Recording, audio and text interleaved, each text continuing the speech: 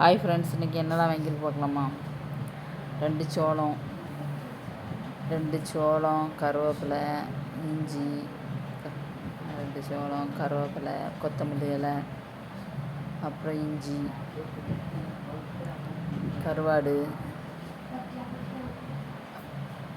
அப்புறம் கொத்தமல்லி இலை, இஞ்சி. இது பச்சை வேர்க்கடலை இப்படி பாக்கெட்லேயே வரும்.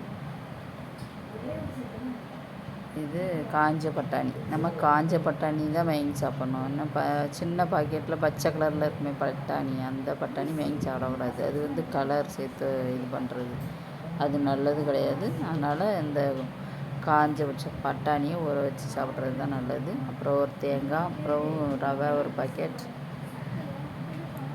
அப்புறம் கேரட்டு, உருளைக்கிழங்கு, அப்புறம் சின்ன வெங்காயம், பச்சை மிளகா. அவ்வளோதான் இன்றைக்கி வாங்கின பொருட்கள். பிடிச்சிருந்தால் லைக் பண்ணுங்கள்.